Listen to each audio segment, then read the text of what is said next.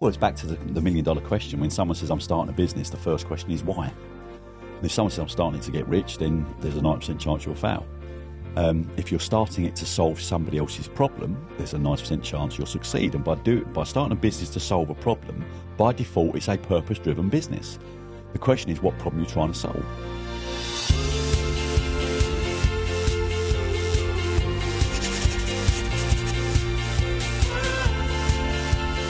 Hello and welcome to Doing the Opposite Business Disruptors, Conversations with Jeff Dewing. It's a podcast where we explore how leadership, culture and courage can transform business and also life. I'm Sam Walker and I'm here with Jeff Dewing, the CEO of Cloudfm Group, an organisation that he built from the ground up after losing everything. He's also a best-selling author and a keynote speaker. In this episode, Jeff explains why chasing purpose and not profit actually became the turning point in his leadership journey. Jeff, you've talked about the fact that you spent years in that corporate life after your first business and, most aspects of your life had actually collapsed and how that was very much all about just driving numbers, a focus on the numbers. If the numbers, were the measure of all the success, what made you realize that actually money couldn't and shouldn't be the measure anymore? Because everything I saw in the organisations I worked for resulted in failure to deliver the services the clients needed, because it was all about money. And it was an environment that was a win-lose environment. The clients wanted a win-lose environment. We win, you lose. And it was all about the race to the bottom. And then, of course, when a company takes on a project that looks like they're unlikely to make any money, which is when the client is satisfied, then they spend their entire time working out, how do we screw the money out of this contract? And by default, they're going to have to do that without the client knowing. So you start with deception. That's when I realised that I saw the environment was forged by people fearing failure, fearing the fact that if they had a problem, I can't be honest about it. So when I started Cloud and brought in the first few senior people, the philosophy I stated was, you will never get fired for not hitting your numbers. And it gave a clarity that enabled them to think and believe, wow, now I can focus on something that really matters, and that is the outcome of the client's expectation, and not fighting internally to save my job by lying and cheating. And I don't, for those people that remember Carillion, that went monumentally down with a bang, that happened as a direct result of the senior leaders of Carillion driving, because of shareholder value, driving profit, driving money, driving bottom lines. Every month, every quarter, you have to hit your budgets or your forecasts. And if you don't, then you're in a shitstorm. So if you don't hit your budget for whatever reason, there's some weird turn that's preventing you from hitting your budget or something's changed, the other measurable financial performance is what's called accruals. So in other words, it's work in progress. So here's a load of stuff that I've not been able to bill yet, but if I had to put a value on it, I'd put this on it. And of course, you can make those numbers up. Yeah. And the reality is, Carillion ended up running out of cash because the majority of their reported financial performance was based upon work in progress and accruals that was never going to materialise. So eventually they ran out of money. And for a company that size to end up realising that it's got a fraction of what its normal working capital should be, that then immediately falls into administration, just shows how dangerous that game is. So that was when I'd learned through that journey that we'd never do that, in an environment that I was building. So it's one step, isn't it, to go, actually, money shouldn't be the driving force behind this business. But how do you discover then what your purpose is and what it should be? What's that process? Well, it's back to the million-dollar question. When someone says, I'm starting a business, the first question is why? And if someone says, I'm starting it to get rich, then there's a 90% chance you'll fail. If you're starting it to solve somebody else's problem, there's a 90% chance you'll succeed. And by starting a business to solve a problem, by default, it's a purpose-driven business. The question is, what problem you're trying to solve? And how many people you see opening up sandwich shops? How many people you see, setting up air conditioning installation businesses? well, what's your purpose? Well, my purpose is to undercut everybody else and make a load of money. Well, that's going to be a challenge, right? So, whereas if someone says, I'm doing this because I want to solve the problem in the oceans, I want to solve poverty in Kenya, whatever it is. If it's a purpose, then the chance of success are greater. So in our world, because of all the things I've explained about the industry that I didn't like because of the environment it was in, I was very clear on our purpose, and it was another interesting story or journey. I sat down one day and I said to my team, I brought them in, there was about 9 of us, and I sat them down and said, what's our purpose? And everyone individually told me the purpose, and we was there for about 5.5 hours, and they was all right, but in different versions. And I said, well, if we can't articulate our purpose, how are we going to transmit that through the business? So that prompted me to set up another 3 days in a hotel, where our objective was, how do we understand and articulate our purpose in one sentence that enables us to communicate it? Because if we can't communicate it, how can we expect people to understand what our purpose is? So, and the people that were in that meeting who are still with me today will tell you that was the most mentally draining 3 days we'd ever had, because we pushed and pushed and pushed. And the outcome we got has been the purpose we've stated since that day, which is in 2015, and it's to restore trust in a failing industry by changing the rules. So it's clarity, clarity, clarity. We break all the rules of what we've done before. The industry is a merry-go-round of going from one business to another business and back to that same business again, all doing the same thing and expecting a different result, which is by default definition of insanity. So all of it was about being clear about the purpose. So we wake up every day to restore trust in an industry by changing the rules. Well, I wanted to ask about day-to-days. You talk about this process you went through in landing on your purpose. Then you talk about another really intensive period where you're like learning how to hone that purpose. What does a purpose-driven business look like day-to-day then? When you're in a purpose-driven business that's built on transparency and visibility, you can say to every one of your employees and everyone new coming into the business, the good thing about this business is you don't have to have a great memory. They'll say, why is that? Because you don't have to remember what lie you told last week. So all of it makes it so much easier because people can just say it how it is. And when people have that freedom, the stress that comes away from them, the burden on their shoulders about, I've lied about how many maintenances I did last month, I've got to lie about it again this month. When you can just be honest about it, it's so much easier. And so the way it's done day to day is, I don't care what it costs, do the right thing.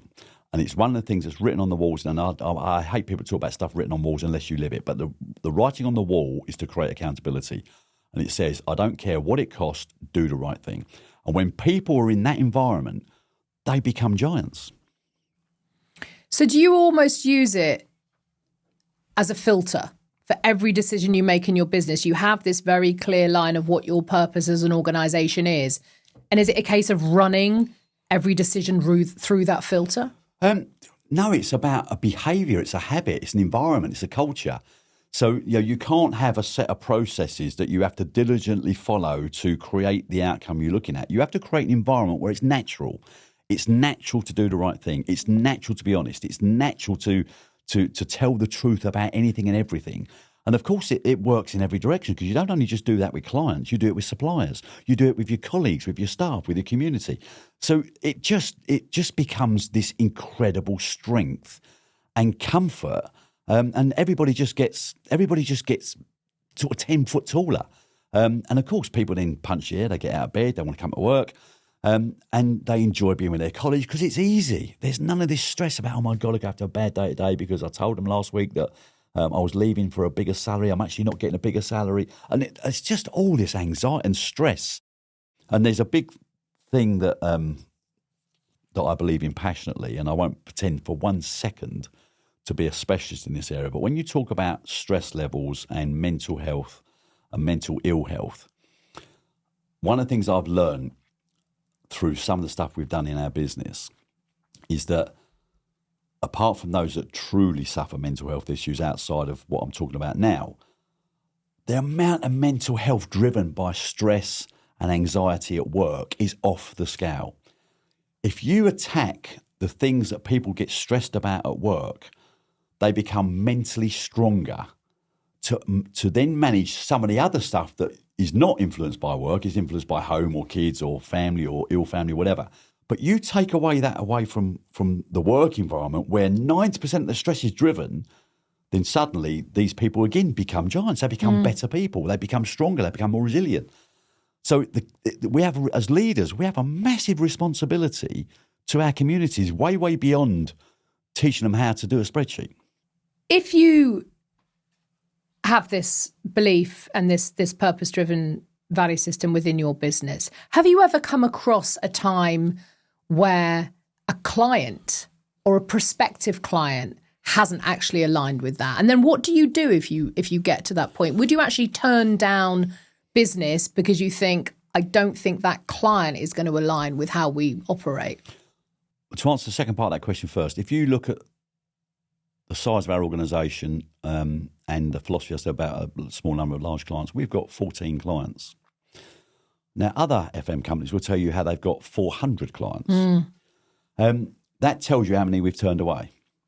So beyond the purpose, what is the foundation of your purpose are your values. And people say to me, what are your company's values? I say, my company's got no values.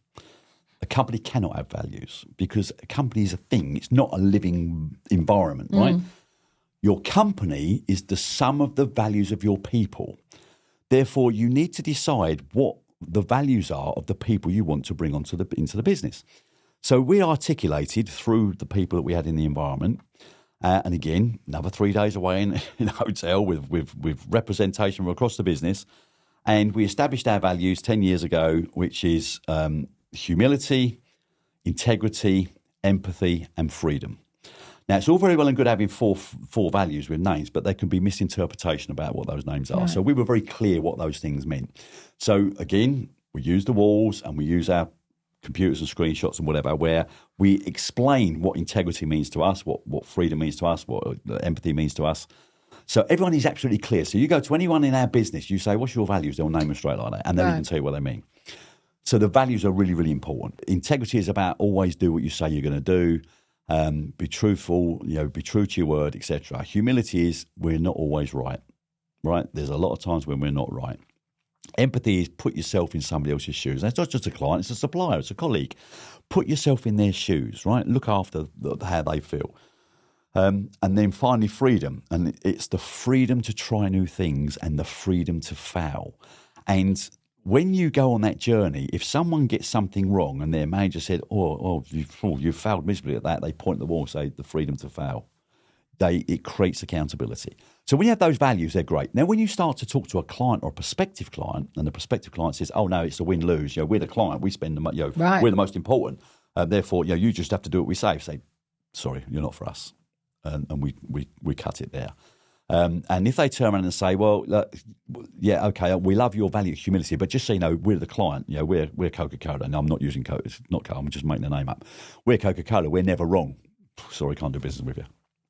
So it is about, if you do not share our values, we do not do business. Some organisations still think purpose, values-led business, nice to have, right? Nice to have, humility, empathy, freedom. They feel great. Can you pay your gas bill that way? What, I suppose, is the ROI of purpose? The ROI of purpose is not driven by the purpose. It's driven by the culture that's executing the purpose. And the culture is what drives the ROI, because culture is measured by engagement. Engagement is measured by how your people feel every day of the week. And just to give you some context to that, there is a survey called Gallup that surveys 55 countries every year on a number of areas about how people feel about working in their environment. And in the UK, 11% of people are engaged. That means 89% of people do not want to be where they are. If that's not pushing water uphill, I don't know what it is. And globally, it's 20%, which means globally 80% of people don't want to be where they are. Right. And yet we just carry on in a command and control environment, chase the numbers. But you've got 80 people coming to work trying to disrupt your business. And this is measured by promoters that are people that are promoting your organisation and love what they do. There's the passives, the people on the fence, and there's the detractors, which we call terrorists, who are actively trying to destroy your business. And when we started on this journey, we've always had a strong culture, but we were about 40% engaged, which is way 4 times the norm, but it still was nowhere near where it needed to be. And what was interesting is we went on this journey and we saw, 30% of detractors. The first thing a couple of my team said was, let's find them and fire them. Just get rid of them, which is a natural reaction. I said, no, let's convert the terrorists into promoters. That's how we do it. How do we convert? Because these detractors are telling us stuff that we don't want to hear and we don't want to listen to, but it's having an impact on how they feel. And if it's having an impact on how they feel, it's going to have an impact on how other people feel. And the fact that they're a detractor doesn't mean that they're a bad person, but they're more prepared to tell us how they feel than some of the promoters are. So let's focus. Anyway, long story short, here we are 8 years later, and we're 85% engaged with one detractor out of all the people we employ. That is culture. And then the compound annual growth of an organisation is driven by your engagement and your culture. And the way I'd explain that in broad terms, which is more publicly available than it is available in our business, is the most engaged company on the planet. And you can talk about Nike and Adidas and Amazon and Apple, and they've all got great engagement. But they're nowhere near the number one. And the number one is WD-40. And they make oil in a can. Do you think people bust down the walls to go to make oil in a can? It's got nothing to do with the product. Right. It's to do with the community. And they have had 20% compound annual growth for 20 years as a result of that culture. So how do you start those conversations with stakeholders, with board members who are probably coming from a really profit-focused environment? How do you begin to win over, as you call them, the terrorists? When we employ people and we interview people to join the business, we go through a journey. But what we also do is we explain why we exist, why we started, what our purpose is, what our values are, and why it's important to us. And people that come to join us from within the industry say to us, oh my God, that is so refreshing. I've wanted to do that all of my career, but I've never been able to because the environments we're in. So they all want the same thing, but they've been stuck in these environments. So you're now bringing on people that believe what you believe. So you don't need to convince them. They already believe what you believe. So, and what they get, and we're back to understanding and measurability and accountability. You can't manage what you can't measure. And when you're measuring engagement, you don't measure 200 people, 500 people. You measure the most important people in your organization. People join a company, they leave a boss. So you focus on your managers. You get your managers making sure that they are leading with the values and the purpose. And more importantly is through staff engagement, you can see which managers have not got their team engaged. Because if a manager has only got 20% engagement, he's got a problem or she's got a problem. So you don't fire the manager. You then say to the manager, right, we're going to have to help you. Where's it going wrong? What we've got to do? What we've got to teach you or train you more in to get these people engaged. So I'm only managing 20 managers. I'm not managing 500 people. Right. And the managers then manage their teams, but they are accountable because they can see their team's not engaged. So therefore they have to work harder to engage their teams. And the way they engage their teams is remembering one thing. We are not managers. You manage a bank account, you manage a mortgage. You do not manage people. You coach people. And your job is your people are your customers. You serve your people. You are only there to help them do their job. You are not there to tell them how good or bad or shit they are. You are there to say, what can I do for you to enable you to be more effective? And is that the key then to keeping purpose authentic as a company scales? Keep focusing on these sort of smaller groups of people and then letting them reach out to the wider groups. It's when someone said to me, when we were 20 people and 30 people and we had a great culture, they said, how are you going to keep that culture at 50 people? Right. How are you going to keep it 100 people? How are you going to keep it 500 people? I just kept saying it's really easy because it doesn't matter if I've got 5,000 people. If the culture says that the managers have to do these things and they're measured on their success, then you only have to hold the manager accountable, and you need to then support that manager. When you look at a pyramid, you've got the CEO at the top, and then you've got your middle manager or senior manager, then you've got your middle manager, then you've got your frontline staff. And it's all about instructional stuff coming downhill, down to the managers, do this, I want this outcome, I want this profit, I want this margin, I want this. And then you go to the frontline staff and you say, you do this, I want this, I want this. And then suddenly something changes from the client perspective. The client says, can I have this, can I do this? Everyone looks back up, can I do this, can I do this, can I do this? And you're thinking, my God. So we turn the triangle upside down. The CEOs at the bottom, senior managers, middle managers, frontline staff at the top. We are here to remove the barriers that are stopping you doing a great job for your next line, the next line, the next line. The frontline staff, we're here to take away all the barriers that are stopping you from doing a great job for the client. So they are our customers. We are there to serve them, not manage them. So can profit and purpose truly coexist? Of course, because profit is the byproduct of delivering a solution that solves a problem. Clearly, you've got to have structures and great people around to maintain profit, to maintain sustainability, but the profit is the byproduct. When you are solving problems, people are going to pay you to do that. It's as simple as that. And you have to be profitable to be sustainable. Jeff, thank you. The opposite of profit first isn't profit last, it's purpose first. Correct. Thank you to Jeff. Thank you for listening to or watching Doing the Opposite Business Disruptors. You can find out more about Jeff and his work at jeffdewing.co.uk. This episode resonated with you. Do share it with someone you think might benefit from finding the purpose in their business or their life. On the next episode, Jeff and I are going to be discussing corporate responsibility and ESG, doing the right thing the opposite way. Till then, keep questioning, keep leading, keep doing the opposite. Thank you to Nicola Crawshaw at Cloud and also to Michael Blades at What Goes On Media. I'm Sam Walker, and Doing the Opposite Business Disruptors is a What Goes On Media production.